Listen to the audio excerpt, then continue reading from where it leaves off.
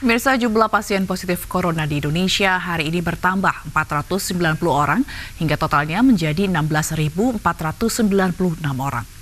Ada 383 kabupaten kota di seluruh Indonesia yang terdampak COVID-19.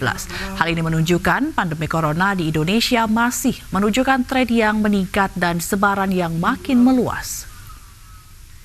Hari ini kita mendapatkan kasus konfirmasi COVID-19 yang positif sebanyak 490 orang.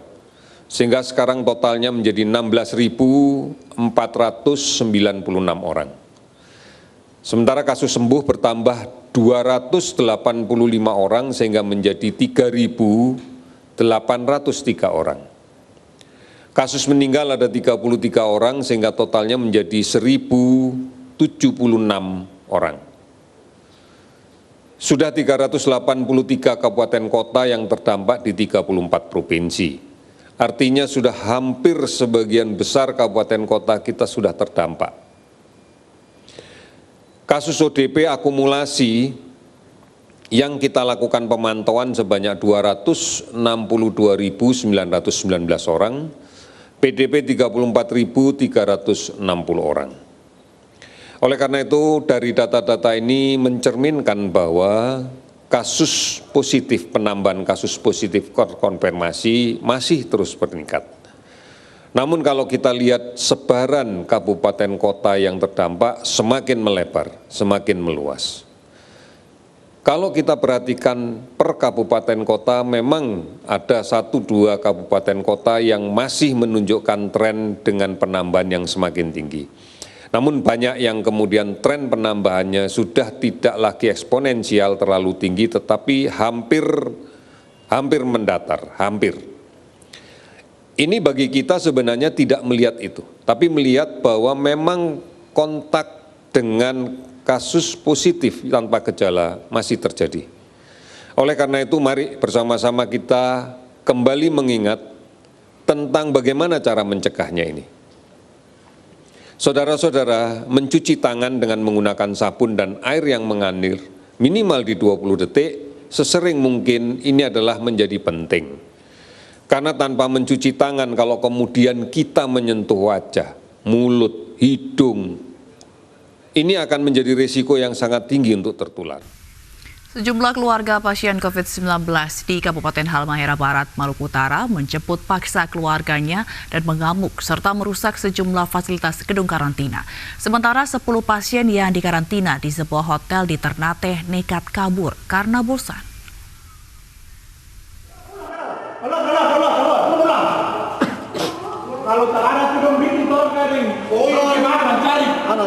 Sejumlah keluarga dan orang tua pasien mendatangi rumah susun di Desa Acago, Jailolo, Kabupaten Halmahera Barat, Maluku Utara yang menjadi tempat karantina pasien COVID-19. Mereka datang menjemput paksa anggota keluarga mereka untuk dipulangkan ke rumah.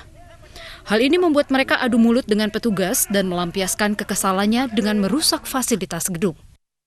Mereka mengaku kesal dengan sikap pemerintah Kabupaten Halmahera Barat yang terkesan tidak memberikan pelayanan secara maksimal kepada pasien COVID-19 yang tengah dikarantina, bahkan sering memberi makanan yang belum matang kepada pasien. Hal ini pun dibantah oleh Kepala Badan Penanggulangan Bencana Daerah BPBD Kabupaten Halmahera Barat dan menjelaskan aksi yang dilakukan oleh pihak keluarga diprovokasi. Justru itu maka kemarin timbul amarah itu bahwa makanan yang disajikan itu makanan mentah itu tidak benar, itu diprovokasi semua. Sehingga mungkin ada kekurangan-kekurangan yang mungkin mereka punya terkait dengan vitamin. Kami menyadari juga bahwa kami juga sementara mencari vitamin yang ada juga pun belum dapat. Kami hanya action dengan susu beruang.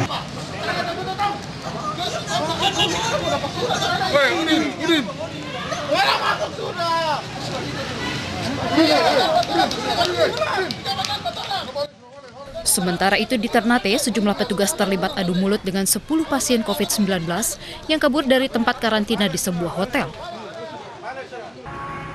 Mereka nekat kabur melalui pintu belakang hotel karena sudah tidak betah menjalani karantina selama 40 hari.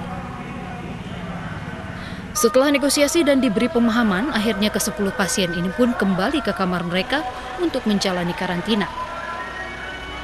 Hal ini bukanlah yang pertama kali terjadi. Namun sejumlah pasien yang nekat kabur akhirnya gagal karena penjagaan dan pemahaman yang diberikan oleh petugas. Dari Ternate, Maluku Utara, Ismail Sangaji, iNews melaporkan. Aparat kepolisian menangkap 7 orang dari 2 komplotan pemalsuan surat keterangan sehat di Pelabuhan Gilimanuk, Jembrana, Bali. Surat keterangan sehat palsu tersebut dijual kepada pemudik seharga Rp100 hingga Rp300.000 per lembar.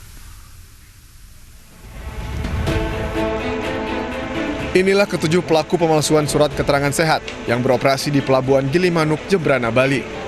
Para pelaku ini menawarkan surat keterangan sehat kepada pemudik yang tidak bisa menyeberang ke Pulau Jawa karena tidak memenuhi persyaratan. Surat keterangan sehat tersebut dijual Rp100 hingga Rp300.000 per lembar. Dari pengakuan tersangka Widodo, dia menjual kepada pejalan kaki, menjual 5 lembar dengan harga Rp50.000. Terbongkarnya komplotan ini berawal dari unggahan sejumlah akun media sosial bahwa surat keterangan sehat diperjualbelikan di Pelabuhan Gilimanuk. Dari tangan pelaku, polisi menyita alat untuk menggandakan surat keterangan sehat. Dari Jembrana, Bali, Nyoman Sudika, iNews melaporkan. Sementara itu, pemirsa, di DKI Jakarta, seluruh puskesmas tidak diperkenankan mengeluarkan surat keterangan sehat di tengah pandemi corona. Puskesmas hanya bisa mengeluarkan surat kewaspadaan kesehatan dengan syarat penunjukan surat bebas corona dari klinik atau rumah sakit.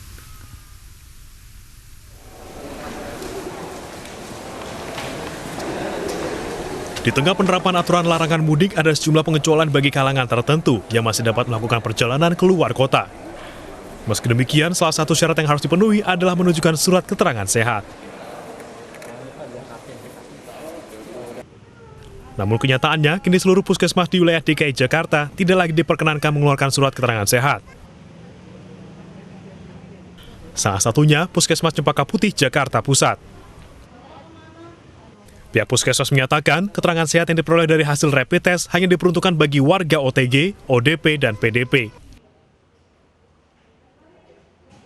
Ada namanya surat edaran pembatasan untuk perjalanan. Nah, di situ kan sebenarnya udah ada kriteria yang dibolehkan untuk perjalanan keluar kota. Nah, di situ kalau misalnya dia sesuai dengan kriteria itu, yang dibolehkan memberikannya itu adalah fasilitas kesehatan. Memang di situ disebutkan juga pemerintah, salah satunya puskesmas. Tetapi sekali lagi, rapid test yang ada di kami, PCR yang ada di kami diperuntukkan untuk pasien-pasien yang kriterianya adalah ODP, PDB, dan OTG. Di luar itu, kami tidak bisa memeriksakannya, termasuk yang untuk perjalanan keluar kota walaupun sudah sesuai dengan surat edaran itu. Namun ada pengecualian bagi warga selain OTG, ODP, dan PDP. Puskesmas dapat mengeluarkan surat kewaspadaan kesehatan jika warga mampu menunjukkan surat bebas corona dari klinik atau rumah sakit dalam kurun waktu 1x24 jam. Selain itu, yang bersangkutan juga harus menunjukkan dokumen pendukung perjalanan keluar kota. Dari Jakarta, Revika Sibarani, Jaka Setiabudi, iNews melaporkan. Ratusan pedagang pasar tradisional di Subang, Jawa Barat menjalani tes massal rapid. Hasilnya 3 orang pedagang reaktif virus corona. Rapid test pedagang pasar ini dilakukan untuk 7 pasar tradisional yang ada di Kabupaten Subang.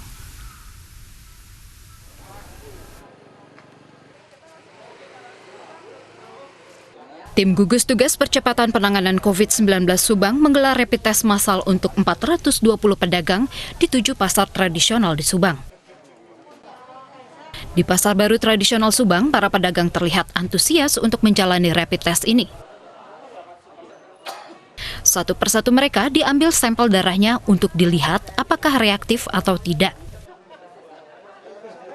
Ya, untuk meyakinkan masyarakat bahwa di Pasar Subang ini ya mudah-mudahan sehat semua. Pasar ini merupakan pasar sentral yang ada di Subang karena ini merupakan udah kategori induk. Ya, jadi kapasitas pedagangnya juga sangat besar sekali dan ini menjadi sebuah indikator khusus untuk Subang Kota.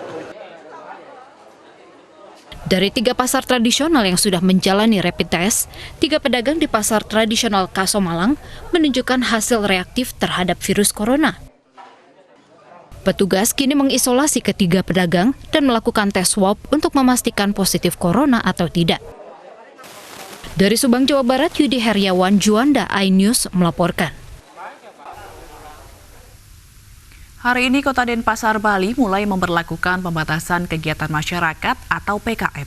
8 pintu masuk Kota Denpasar dijaga ketat, puluhan pengendara juga di rapid test.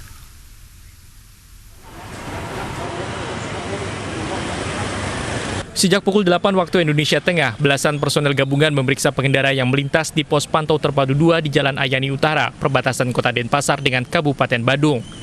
Untuk menghindari penumpukan kendaraan, petugas memprioritaskan pemeriksaan kendaraan pengendara roda 2. Petugas terlebih dulu mengecek suhu tubuh pengendara dan menanyakan tujuan pengendara. Seluruh pengendara yang akan masuk Kota Denpasar juga wajib menunjukkan KTP dan surat keterangan dari perusahaan bersangkutan. Sementara bagi penduduk luar Bali diminta menunjukkan surat keterangan penduduk non-permanen. Pengendara roda 2 yang tak memakai masker maupun membawa kelengkapan administrasi sesuai persyaratan langsung diminta memutar balik kendaraannya. Tim gabungan juga melakukan rapid test secara acak kepada puluhan pengendara roda 2 yang melintas. Di antara puluhan pengendara yang di rapid test, salah satunya adalah warga negara asing asal Selandia Baru, Darling Timothy Blair, yang sehari-hari menetap di Villa Samana Gianyar. It's a good thing. I think what the government and what Indonesia is doing to protect everybody here is what the rest of the world is currently doing. It's positive to see people and everybody assisting. So it's good. Tidak semua kita lakukan rapid, kita lakukan sampling di situasional dan juga tadi sudah kita lakukan terhadap tamu mancanegara, WNA kita temukan dan kebetulan yang bersangkutan negatif, non-reaktif. Secara keseluruhan selama pemberlakuan PKM ada 8 lokasi yang menjadi titik pemantauan mobilitas warga yang keluar masuk Kota Denpasar.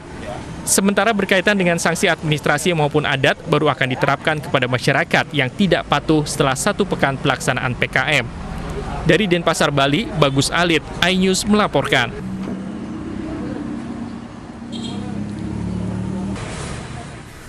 Pemirsa, mari kita dukung para pejuang kemanusiaan dengan peduli melawan penyebaran virus corona. Bantuan bisa disalurkan melalui rekening yang tertera di layar televisi Anda. Ibu sedang susah merintih dan berdoa. Seorang anggota TNI ditembak anggota polisi di Jeneponto, Sulawesi Selatan. Penembakan diduga dipicu karena istri pelaku selingkuh dengan korban. Kami akan segera kembali dengan informasi selengkapnya.